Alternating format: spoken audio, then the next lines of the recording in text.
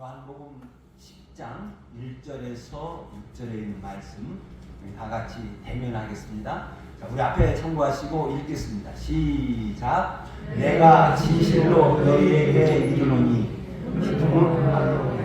우리에 들지 아니하고 다른 데로 넘어가는 자는 별도며 강도요 문으로 들어가는 자는 양의 목자라. 문지기는 그를 위하여 양의 문을 열고 그의 음성을 듣나니 그가 자기의 이름을 각각 불러 인도하여 내느니라. 자기 양을 다 내놓은 후에 앞서가면 양들이 그의 음성을 아는 고로 따라오되 그와 음성을 알지 못하는 고로 타인을 따르지 아니하고 도리어 도망하느니라. 예수께서 이 말씀으로 그들에게 말씀하셨으나 그들은 그가 하시는 말씀이 무엇인지 알지 못하니라. 아멘. 이제 오늘부터 이제 요한복음 10장에 기록되어진 목자와 양의 비유를 이제 말씀을 나누고자 합니다. 저기 오시는 분이 들어오신 분이 김사진 집사님 아니셔? 아이, 맞지.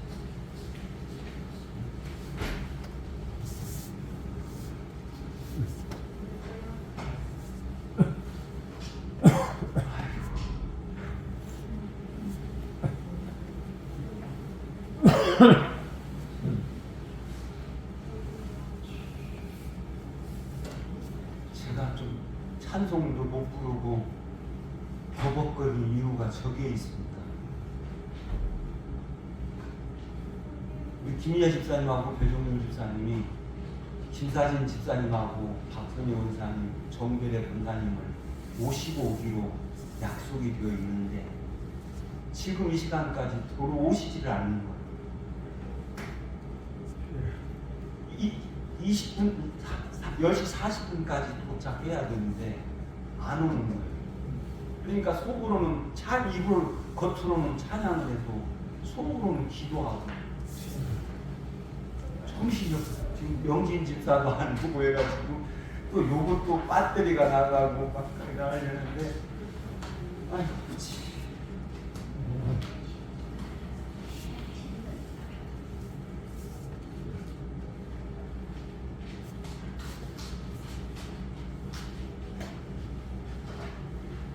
혹시나 어떻게 됐나 해가지고 내가 장모님 기도도 내가 못 따라갔어. 그냥 저기 앉아서 계속 하나님 인도해 주시라. 하나님 인도해 주시라. 이제 마음이 놓이네.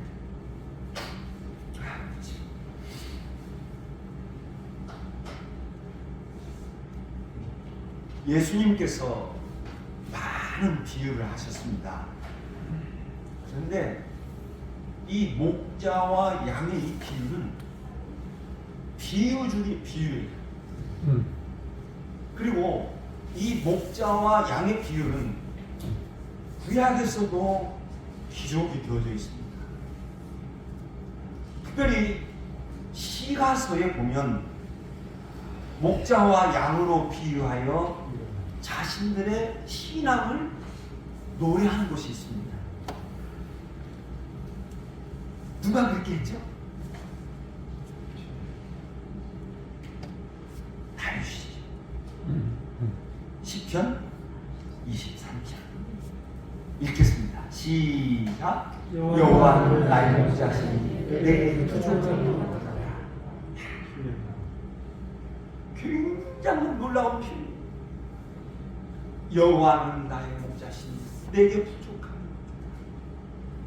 그러니까 다윗의 저 고백은 정말 여호와께서 목자와 같이 자기를 인도하여 주셨다. 그리고 저 목자와 비유해서 보면 정말 나는 양과 같이 목자이신 여호와 인도에 따라 갔더니 부족함이 어떻게 부족함이 없었느냐? 그가 나를 푸른 초장에 누이시며 잔잔한 물가로 인도하시며. 부족함이 없는다고 하는 그 표현을 그 목자가 정말 목자가 양을 이끌고 갈 때 우리 양을 어디에 가서 좋은 풀을 먹일까? 어디에 가면은 좋은 물을 먹일까? 이렇게 생각을 하면서 그 목자가 그렇게 양을 인도하여 갔었지. 하나님께서 나를 그렇게 인도하여 가셨다. 그러니까 저는 저 부족함이 어떤 표현인지 저는 이렇게 생각합니다. 저 부족함이라고 하는 단어를 사람들이 생각하기에 따라서 달라질 수 있습니다. 저 부족함이라는 단어가 나에게 언제나 풍성한 거 그렇게 생각할 수 있겠지만 저는 그래요. 저는 어떻게 생각하냐면 정말 내가 필요할 때 하나님이 허락하여 주셔서 그 필요에 따라서 쓸 수 있도록 주시는 것, 그것이 부족함이 없는 줄로 믿습니다. 그리고 저렇게 다윗이 노래했을 뿐만 아니라 또한 그 아삽이라고 하는 사람, 그러니까 다윗과 같은 시대에 살았던 아삽이라는 사람도 저 하나님을 생각을 하면서 목자와 양으로 찬양을 했습니다. 시편 79편에 있는 말씀에 보면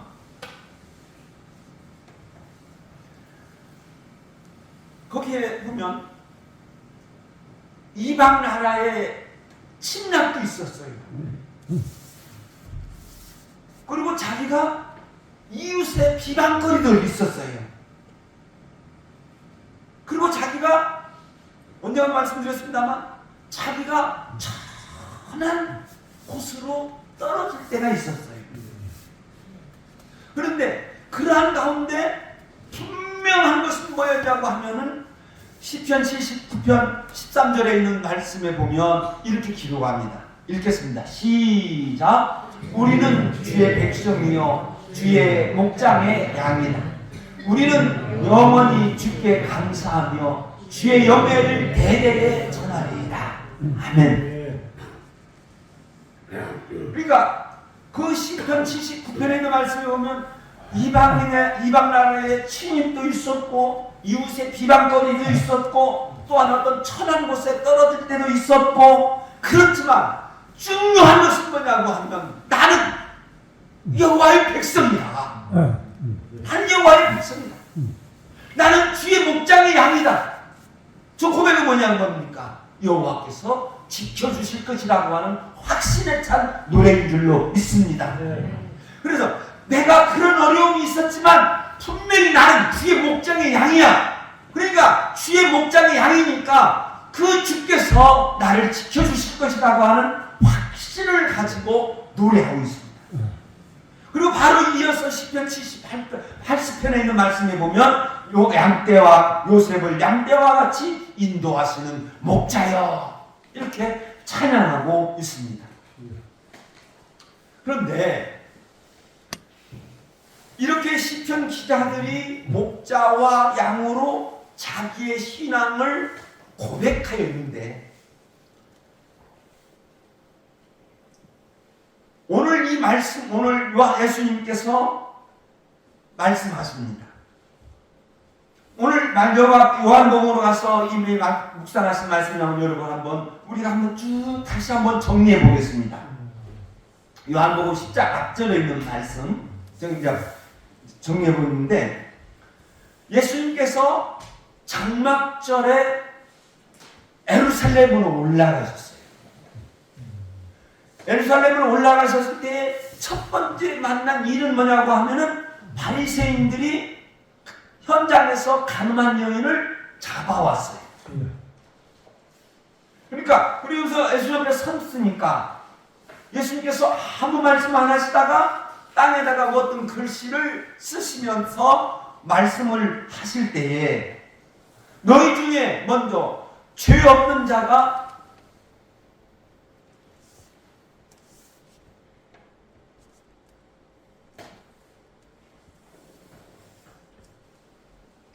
죄 없는 자가 홀로 쳐라. 이렇게 하니까 그들이 다 갔습니다. 그리고 그 가늠한 여인이 아니라 나도 너를 정죄하지 않으니 가서 다시는 죄를 짓지 말라. 그렇게 하고 보내셨어요. 그리고 이제 요한복음 9장에 가면은 뭐가 나오냐고 하면은 날 때부터 맹인이 있었습니다. 날 때부터 맹인이 있는데 제자들이 그 맹인을 보면서 이 사람이 맹인이 된 것이 누구의 죄입니까? 이렇게 물으니까 예수님께서 누구의 죄로 인하여 그가 맹인이 된 것이 아니라 그에게서 하나님이 하시는 일을 나타내고자 하심이라. 그러니까 누구의 죄 때문이 아니야. 하나님이 무언가 저 아이를 통하여서 저 사람을 통해서 하나님이 하실 일을 나타내고자 저 사람이 저렇게 태어난 거야. 이렇게 말씀하셨어요. 네, 여러분, 우리가 살아가면서 나에게 어떤 일이 있을 때 우리 제일 먼저 어떤 거냐면 안 좋은 일이 생길 때 제일 먼저 뭔 생각을 합니까?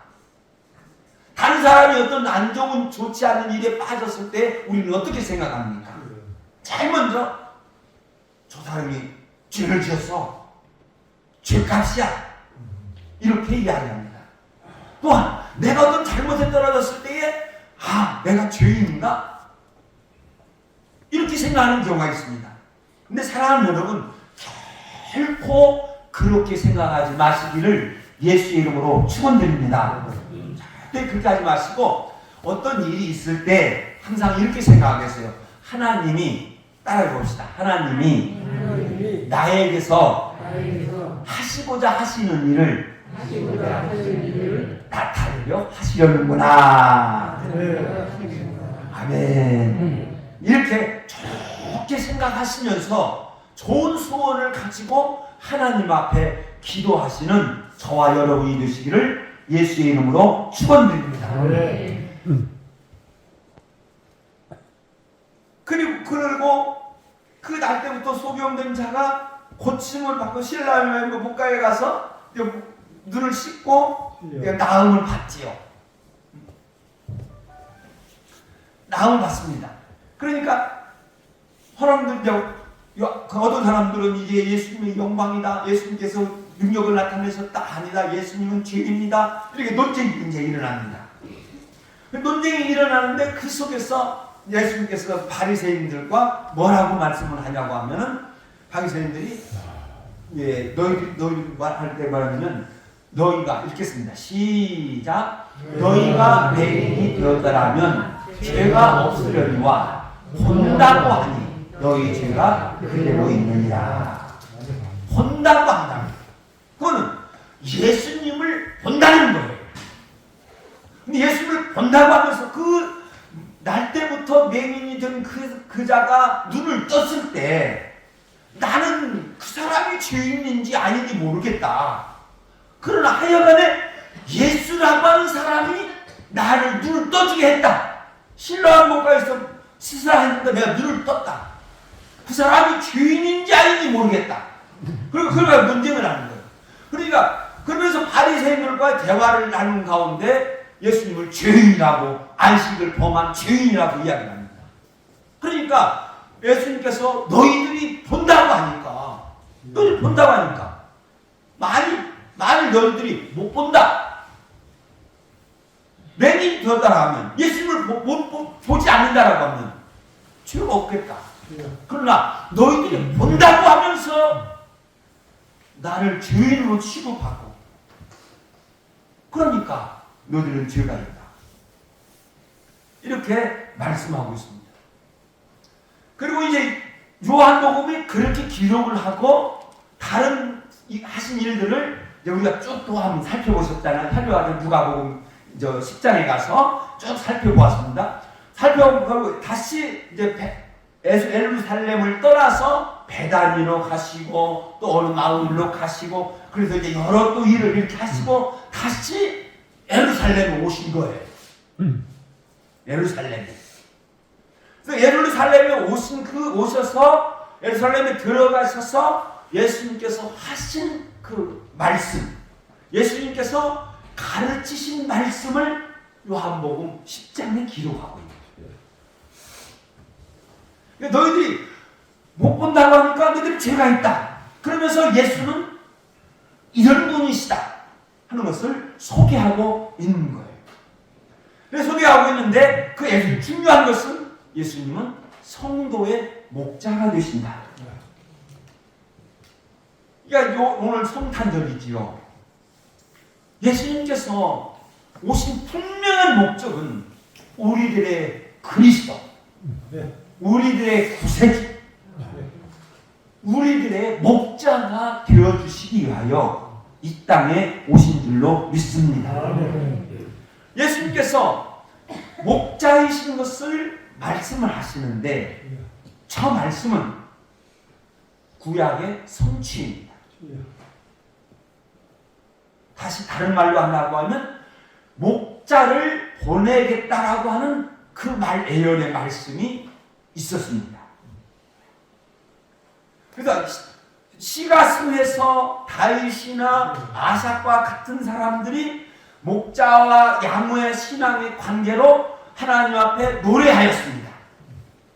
그런데 선지자들은 하나님께서 목자이신 것을 또 하나님께서 목자를 보내주실 것을 직접적으로 예언을 하고 있습니다. 그 대표적인 예가 에스겔 34장입니다. 에스겔 34장에 있는 말씀에 가보면 하나님께서 이스라엘을 위하여 목자들을 세우셨습니다. 그리고 그 목자들을 향하여 하시고 있습니다. 그러니까 뭐냐면 인자야 너는 이스라엘 목자들에게 애원하라. 그러니까 이스라엘의 목자들이 있었다는 거예요. 근데 그 여호와 하나님께서 보신 그 이스라엘의 목자들은 자기만 먹는 이스라엘의 목자들이었습니다. 그래서 그들은 화 있을진정. 그리고 뭐라고 하냐고 하면은 목자들이 양떼를 위하여 양떼를 먹이는 것이 합당하지 아니하냐 이렇게 말씀을 하시면서 그 목자들이 이스라엘의 하나님께서 세우신 그 이스라엘의 목자들이 어떻게 했냐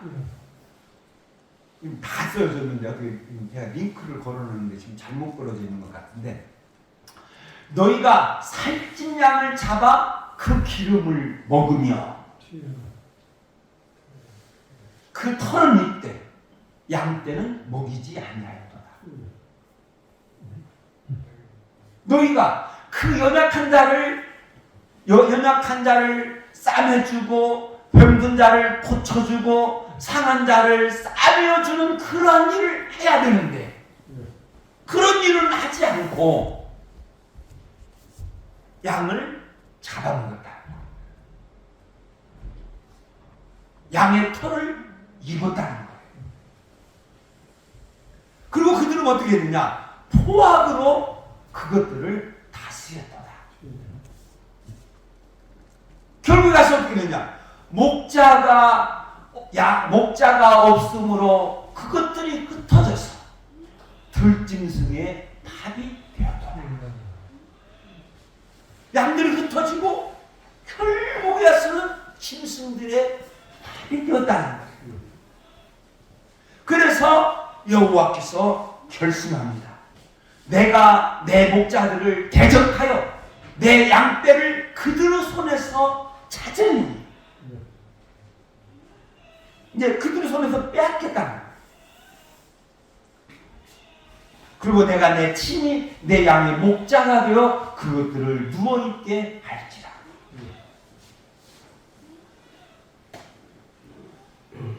읽겠습니다. 빨간 것이네. 내 양, 내 초장의 양은 사람이라. 사람이다. 이스라엘 백성들이라. 빨간 글씨 한번 읽겠습니다. 시작. 내가 한 목자를 그들 위에 세워 먹이게 하리니 내 종 다윗이다. 그가 그들을 먹이고 그대로 목자가 되라. 그런데 여기서 무슨 말씀이냐고 하면 목자는 누구냐? 다윗이다. 그러니까 저 말씀을 본 사람들은, 어떤 사람들은 다윗이 다시 살아나서 이스라엘을 다스릴 것이다. 그러니까 이스라엘을 영원히 다스릴 왕은 다윗이다. 이렇게 이야기하는 사람들도 있습니다. 그런데 저 다윗이라고 하는 말씀을 더 정확하게 우리가 한번 풀기 위해서는 에스겔 37장을 봐야 됩니다. 다시 에스겔 37장에 가면은 에스겔을 하나님께서 어느 골짜기로 이끌어 가셨어요. 이끌어 가셨는데 그 골짜기에 뼈가 가득한 거예요. 그 골짜기를 지나가면서 에스겔이 양쪽으로 뼈가 가득한 것을 보고 이렇게 지나갑니다. 보고 이렇게 지나갈 때에 여호와께서 그 에스겔에게 묻습니다. 야, 이 뼈들이 능히 살 수 있겠느냐? 그러니까 에스겔 선지자는 가부를 대답하지 아니하고 여호와여 주께서 아시나이다. 여러분, 여러분들의 삶이나 어떤 것을 여러분 쉽게 결정하지 마시고 꼭 주께서 아시나이다. 여호와여 주께서 아시나이다. 시작. 여호와여 주께서 아시나이다. 할렐루야. 쉽게 판단하지 마시고 여호와여 주께서 아시나이다.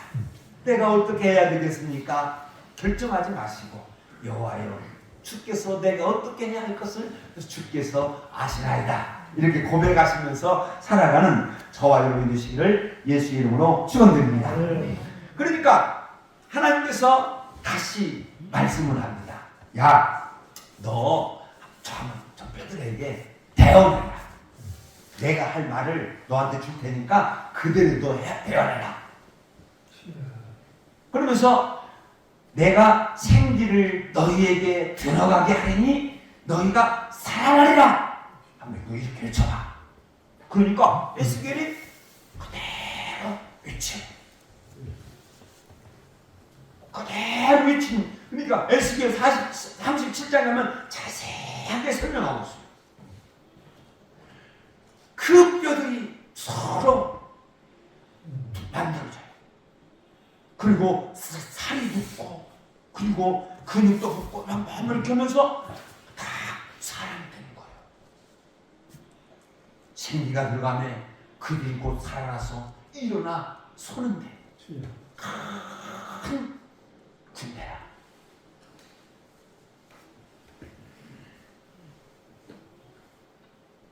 이렇게 표현한 후에 이제 에스겔이 하나님께서 에스겔에게 말씀을 이제 주시는 거죠.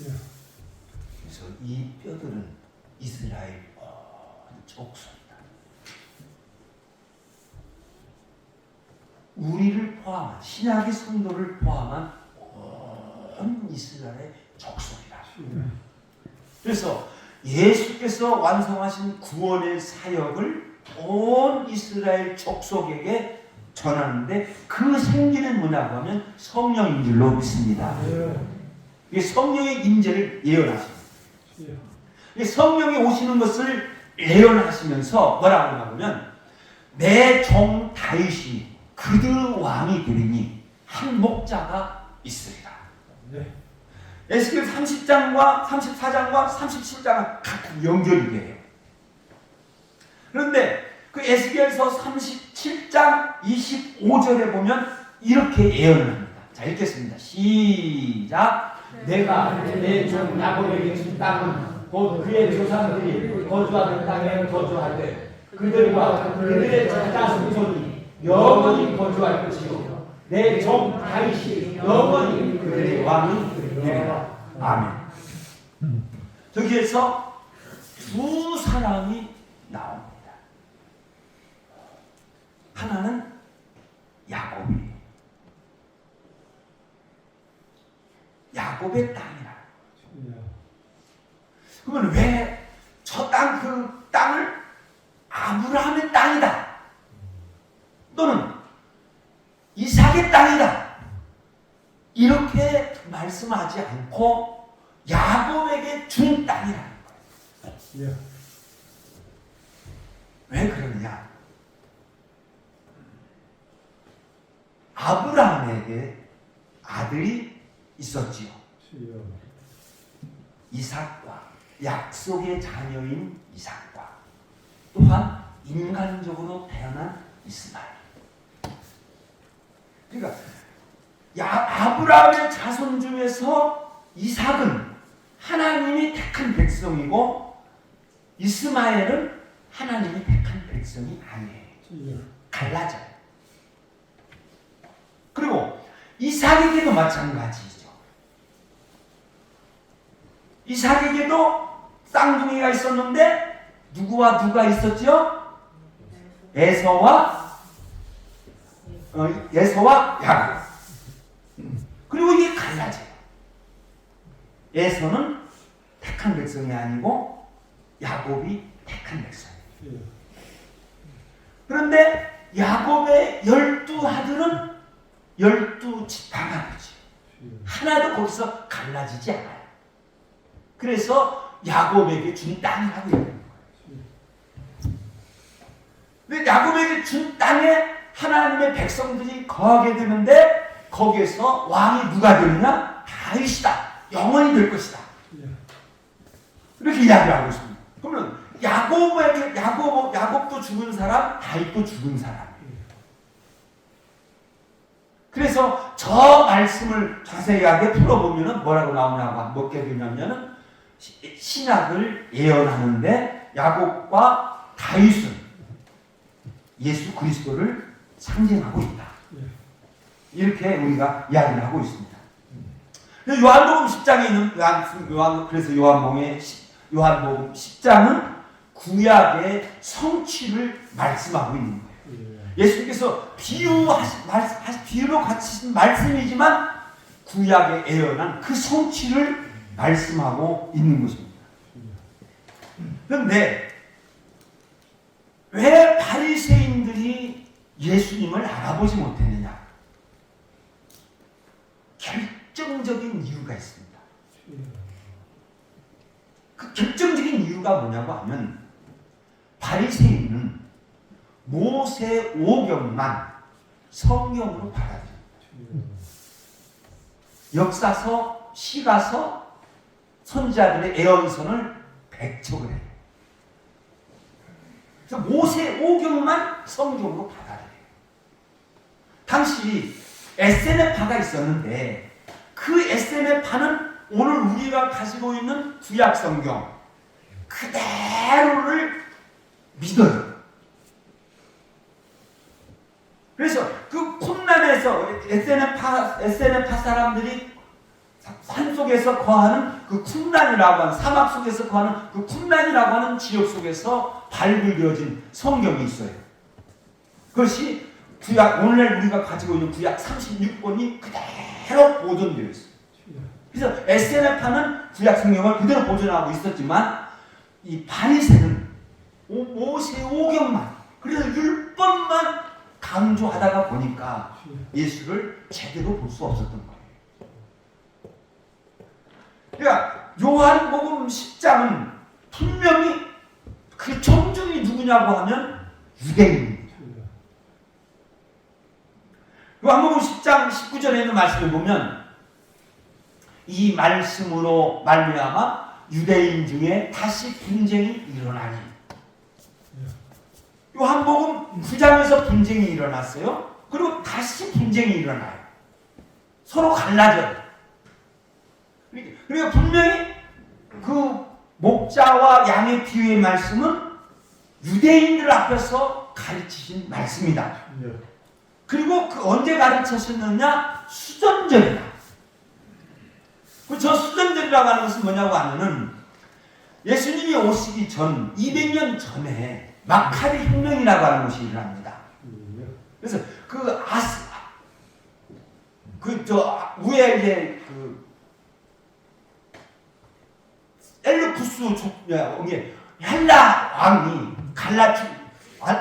알렉산더 대왕이 죽은 후에 이제 3명의 나라로 그 나라가 장군들로 나라가 갈라지죠. 갈라지는데 이제 셀루쿠스와 밑에는 톨레미, 애국을 중심으로 해서 톨레미 왕조가 들어서고 그 지금 시리아를 중심으로 해서 이제 저 플루테스의 왕조가 들었습니다. 이 플루테스가 이스라엘을 관장으로 다스려요. 가지고 톨레미 왕조하고 셀루쿠스 왕조하고 계속 다퉈요. 그러니까 그 중간에 낀 예루살렘이 큰 고통을 겪어요. 그것을 이제 다니엘 12장에서 예언하고 있는데, 그런데 그 위에 있는 그 나라 시리아에 있는 그 셀루쿠스 왕조, 마지막 왕조가 계속 공격을 하는데, 그럴 가운데 마카비 혁명이 일어나요. 어떤 혁명이냐? 이제 로마 제국이 그때 점점 강성해지고 있어요. 그래서 이 셀루쿠스 왕조가 거기에 대항을 하다 보니까 이쪽을 신경을 못 쓰는 거예요. 그래서 그 마카비 혁명이 일어나가지고 예루살렘에 있는 그 성전이 회복이 되어져요. 그래서 정말 이스라엘 백성들이 성전에서 몇십 년 동안 제사를 못 지내다가 그때 제사를 지내는 거예요. 그래서 그 처음으로 제사를 지낸 그 날 한 주간을 수전절이라, 성전을 회복한 절이라, 이렇게 해서 일주일 동안 절기를 지내게 되는데, 그게 이제 그 절기 시기가 여기 있습니다. 수전절, 하누카 절기인데 여기에 있습니다. 그러니까 장막절에 올라가셨다가 수전절에 다시 예루살렘으로 올라가시는 거예요. 그래서 이제 목자의 비유를 말씀을 하셨습니다. 목사의 비유를 이제 말씀을 하시는데 뭐냐 하면, 내가 진실로 너희에게 이르노니, 예수님께서 하나님의 권세를 가지시고 그들에게 말씀하셔요. 이 말씀을 이제 하는데 집에서 어떤 일어나는 그 사건을 말씀하고 있습니다. 문을 통하여 우리에 들어가지 아니하고 다른 데로 넘어가는 자는 절도녀 강도다. 주인은 문을 통하여 들어간다. 그런데 담을 넘어가는 자는 강도고 절도다. 그리고 문으로 들어가는 이는 목자다. 이렇게 말씀하고 있습니다. 말씀하고 있는데, 여기서 우리 한번 이제 이스라엘의 그 팔레스틴의 기후를 우기와 건기로 나눠요. 우기와 건기로 나누는데, 지금 겨울에 비가 많이 와요. 거기는. 그래서 우기라고 해요. 그리고 여름에는 비가 안 와요.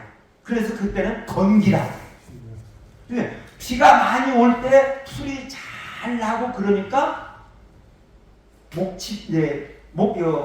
양을 키우는 사람들이 풀밭을 따라서 나가는 거예요. 그래서 나가기 전에는 각자 집에다가 우리를 만듭니다. 어떤 사람은 이렇게 큰 우리를 만들고 가운데에다가 목동에 집을 만들어 놓고 양을 이렇게 지키게 하고 있습니다.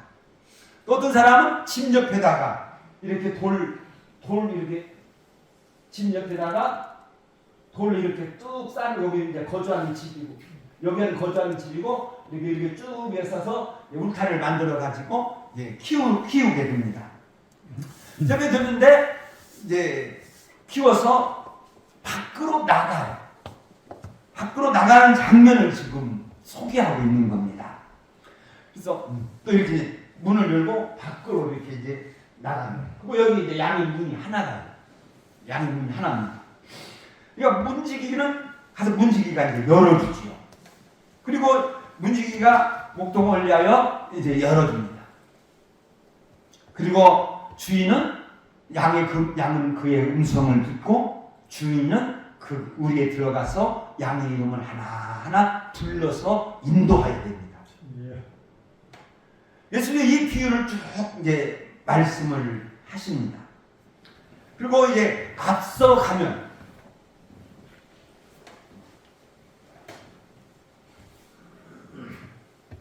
이렇게 불러내서 이제 앞서 양을 이렇게 불러내서 앞서 가면 이 말이에요. 왜 앞서 가면 양들이 그의 음성을 아는 거로 다 따라오대. 타인의 음성을 알지 못하는 거로 따르지 아니하고 도리어 도망하느니라. 여기까지 이제 소개를 하면서 6절에 있는 말씀에 가보면 뭐라고 하냐면 유대인들이 예수님의 비유를 알지 못해. 그들에게 말씀하셨으나 그들은 그가 하신 말씀이 무엇인지 알지 못하느니라. 아까 말씀드렸듯이 바리새인들은 눈이 어두웠을 뿐만 아니라 또 모세오경만 성경이다 이렇게 주장했을 뿐만 아니라 그들의 영적 어두움을 그대로 보여주고 있습니다. 그러나 우리가 여기서 분명히 우리가 한번 살펴봐야 할 것은 읽겠습니다. 시작. 예수님은 나의 목자이시며 나는 예수님의 양이다. 우리가 정말 냉철하게 저 말씀을 묵상해. 나는 과연 예수님을 나의 목자로 알고 있는가? 나는 과연 예수님을 따르는 양인가? 냉철하게 한번 우리가 자기를 살펴야 돼. 그리고 우리 정말 여호와 하나님 또 예수님을 정말 나의 목자로 한다고 하면 우리는 예수님의 말씀을 들을 수 있는 귀가 열려져 있어야 되고, 그리고 그 귀가 열려져 있을 뿐만 아니라 그 말씀을 따라가는 믿음이 오늘 우리들에게 있어야 될 줄로 믿습니다. 오늘 여기까지 우리가 한번 살피게 되는데, 한번 이제 그들은 알지 못했다. 그러나 우리는 예수님을 나의 그리스도로 믿는 줄로 믿습니다. 그럼 여러분들 영적 눈이 떠여져 있어요. 하나님께서 열려주신 줄로 믿습니다. 그러면 이제 여러분들에게는 뭐가 있느냐? 그 하나님의 말씀대로 따라가려는 그 용기와 의지가 우리들에게 꼭 있어야 될 줄로 믿습니다. 예수님을 목자로 알고 따라가는 자, 그는 다윗이 노래하였던 것처럼, 아삽이 노래하였던 것처럼 부족함이 없는 삶을 살아갈 줄로 믿습니다. 기도하겠습니다.